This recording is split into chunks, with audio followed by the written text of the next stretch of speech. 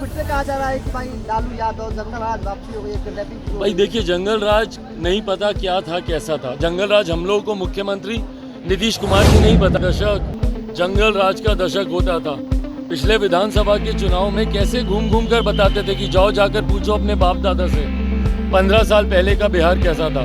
भाई आज एक राजनीतिक दल होने के नाते सबकी भावनाओं का सम्मान करना आपका उत्तरदायित्व बनता है, और राजनेता होने के नाते जनता की सेवा करना आपका काम है ना।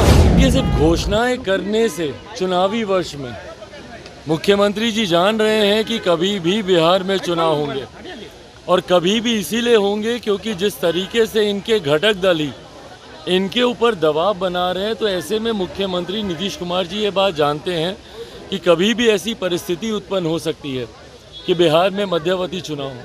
ऐसे में सिर्फ घोषणाएं करना कि हम इतने लाख को ये देंगे तो उतने लाख को हम वो देंगे, भाई पिछले 18 साल से जो मुख्यमंत्री हों वो आज भी अगर उनको घोषणाएं ही करनी पड़ी कि हम ये देंगे, और जब कोई रोज़गार मांगने जाता है तो आप उन पे लाठियाँ चलाते हैं।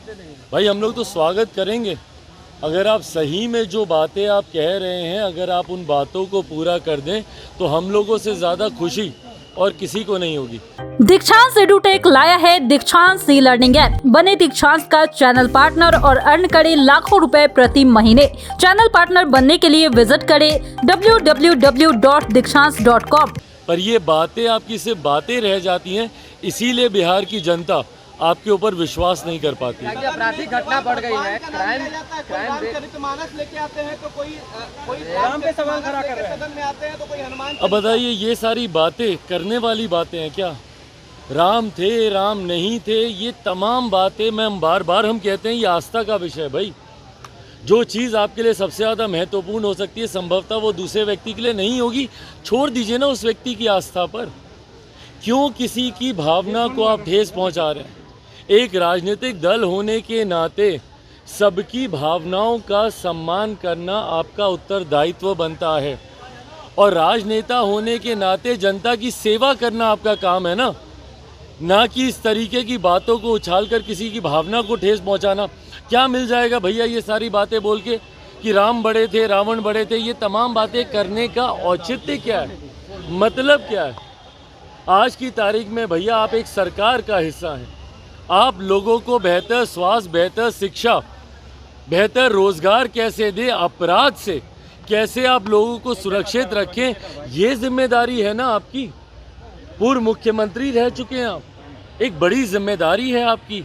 ऐसे में बिना मतलब की इस तरीके की बातों को कुरेद कर समाज में एक असंतोष पैदा करना कतई जायज़ नहीं। नेता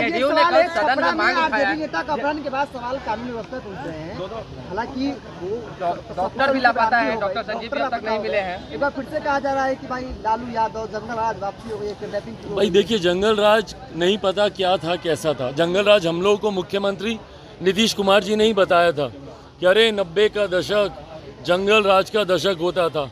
पिछले विधानसभा के चुनाव में कैसे घूम घूम कर बताते थे कि जाओ जाकर पूछो अपने बाप दादा से 15 साल पहले का बिहार कैसा था। भाई आज की तारीख में जो 20 साल, 25 साल, 30 साल, 35 साल का युवा, उसको नहीं पता और उसको नहीं फ़र्क पड़ता कि 15 साल, 20 साल पहले का बिहार कैसा था। उसको फ़र्क इस बात से पड़ता है कि आज का बिहार कैसा है। और आज की तारीख में जो जंगल राज है, आए दिन आपराधिक घटनाएं जैसी घट रही हैं, ये अपने में दर्शाता है कि अगर सही मायनों में जंगल राज की कोई परिभाषा है तो वो आज की मौजूदा परिस्थिति। सदन में कल नीतीश कुमार को नोबेल पुरस्कार देने की मांग उठाई। अरे प्रभु, बढ़िया बात आप भी मांग करेंगे? आप चाहते हैं क्योंकि मुख्यमंत्री लंबे भाई हम बोले हैं कि मुख्यमंत्री जी बस बिहार को बख्श दें, उसके बदले में उनको जो चाहिए देश दुनिया से ले लें। एमएलसी चुनाव की बात हो रही है, शिक्षक निर्वाचन क्षेत्र का कहा जा रहा है कि आप ही की वजह से पशुपति पारस को टिकट नहीं दिया गया। भाई मैंने अपना विरोध ज़रूर दर्ज मैंने कराया था कि भाई अगर एक तरफ जहां गठबंधन की बातें हो रही हैं और ऐसे में अगर किसी दूसरे को अगर इस तरीके से सीट देने की अगर बात की जाती है, मुझे इस चुनाव में चुनाव नहीं लड़ना था, इस बात को मैं स्पष्ट कर दूं। मात्र एक सीट को लेकर मैंने पहले भी कहा है कि एनडीए से गठबंधन की चर्चाएं चल रही हैं, पर जब तक तमाम बातें क्लियर नहीं हो जाती, Bihar first, Bihari first vision document को लेकर हो, लोकसभा की सीटों को लेकर हो, विधानसभा की सीटों को लेकर हो, तब तक किसी भी तरीके की गठबंधन की घोषणा करने का मतलब नहीं है। और ऐसे में मात्र एक सीट पर चुनाव लड़ने के लिए या 2 सीटों पर चुनाव लड़ने के लिए एमएलसी की मैं गठबंधन की घोषणा कर दूं, ये पार्टी का फैसला कभी था ही नहीं। तो इन चुनाव में हम लोगों ने चुनाव नहीं लड़ना था, ये बात पूरी तरीके से स्पष्ट थी। बट हाँ, जिन लोगों ने पार्टी को धोखा दिया है, उन लोगों को गठबंधन में रखकर उन लोगों को चुनाव लड़ाकर गठबंधन की बातें आगे बढ़े, ये भी संभव नहीं था। यादव को लगातार समन भेजा जा रहा है, लेकिन तेजस्वी यादव को लगातार समन भेजा जा रहा है, लेकिन वो हाजिर नहीं हो रहा है। 25 तारीख को हाजिर होने की फिर से बात कही गई। लगता है कि कुछ डर है कि बात। भाई मुझे लगता है ये एक न्यायिक प्रक्रिया का हिस्सा है। मैं बार बार इस बात को मानता हूँ कि अगर आपके पास आपने कुछ गलत नहीं किया तो आपके पास डरने के लिए या कुछ छुपाने की कोई वजह नहीं होगी। न्यायिक प्रक्रिया है, अगर आप सही हैं तो उतनी ईमानदारी से आप बाहर भी आएंगे।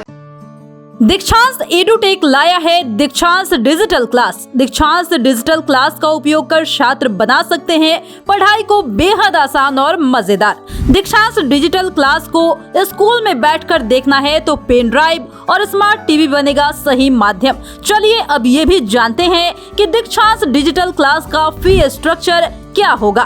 नर्सरी से लेकर यूकेजी के लिए 7,000, नर्सरी से लेकर दूसरी कक्षा के लिए 12,000, नर्सरी से लेकर 5वीं तक के लिए 18,000, नर्सरी से लेकर 8वीं तक के लिए 24,000, नर्सरी से लेकर 10वीं तक के लिए 30,000।